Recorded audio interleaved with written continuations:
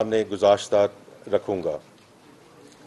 دیکھیے when we entered this year, جولائی میں جب ہم نے یہ مالی سال شروع کیا تو سب سے پہلے تو ایک ٹریڈ انسرٹنٹی تھی، اور وہ جو ٹریڈ انسرٹنٹی ہے that was on account of the tariff discussion کہ ٹیرفس دنیا بھر کے جو ٹیرفس ہیں وہ اس کو کیسے ڈیل کیا جائے گا، اور ہم نے جولائی کے آخر تک ایک ایسی جگہ ہم پہنچ گئے تھے کہ we could get into a competitive position with respect to our exports especially to the U S.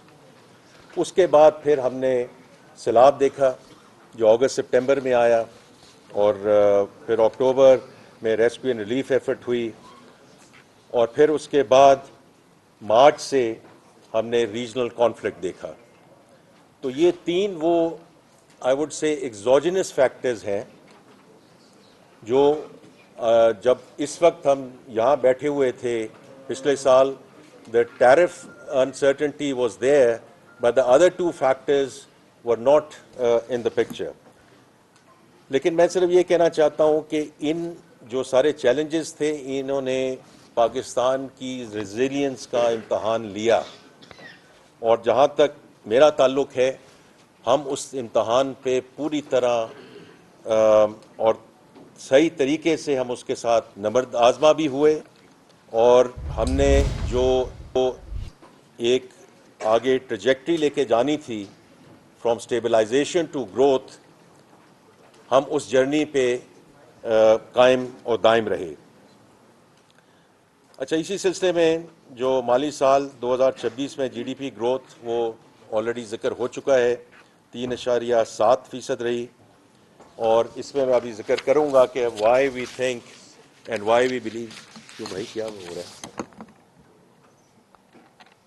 اچھا، تو اس میں یہ جو براڈ بیسڈ اکانومی کی بات ہے تو اس میں یہ کیسے ہم اس کو آگے لے کر چلے، بیکاز اس میں صرف حجم نہیں بڑھا لیکن وہ براڈ بیسڈ ریکوری کی بھی بات ہے۔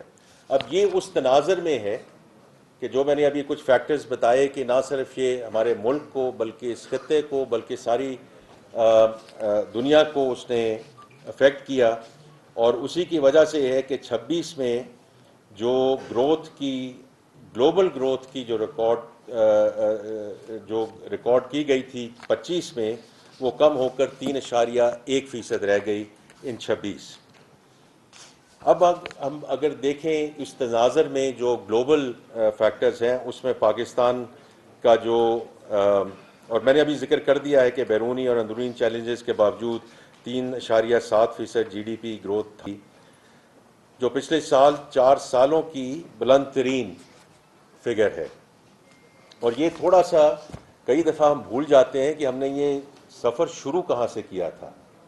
آئی تھنک اس کو ہم نے مائنڈس کو ریفریش ضرور کرنا ہے کہ 23 میں یہ -2.2% تھی، 24 میں یہ 2.6% رہی، 25 میں یہ 3.2% ہو گئی۔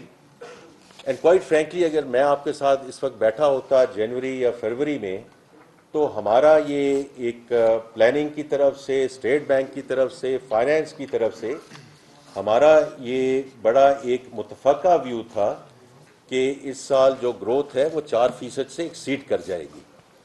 لیکن جیسے کہ آپ سب کو معلوم ہے کہ یہ جو کانفلکٹ آیا مڈل ایسٹ کا، اس کی وجہ سے ہم جو ہے وہ افیکٹ ہوئے، لیکن ہیونگ سیڈ دیٹ پھر بھی ہم ایک ملکی تاریخی کا سب سے بڑا معاشی حجم پر پہنچ چکے ہیں، جو 126.9 ٹریلین روپے یا 452.1 ارب ڈالر تک پہنچ گیا ہے۔ فی کس آمدنی $1,901 ہو گئی ہے، جو گزشتہ سال $1,751 تھی، اور افراط زر کی میں ابھی بات کرتا ہوں۔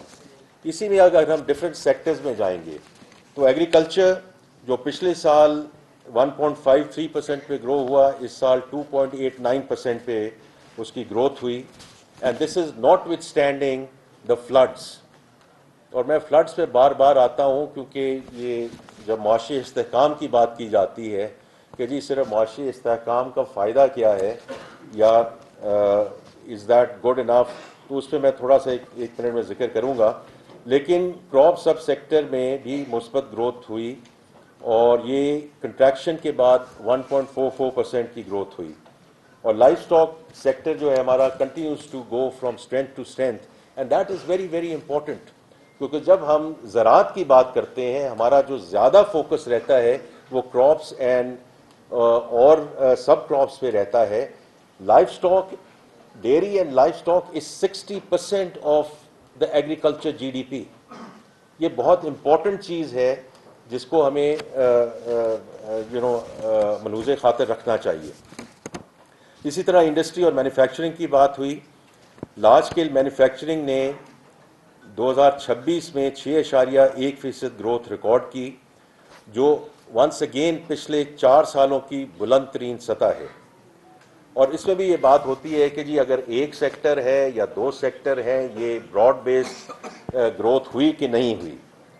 تو یہ آپ اکنامک سروے میں بھی دیکھیں گے, آپ خود اس سے بہت چونکہ آپ سب اکانومی کو کور کرتے ہیں, تو مینوفیکچرنگ کے 22 سیکٹر میں سے 16 شعبوں میں مثبت گروتھ دیکھنے میں آئی ہے.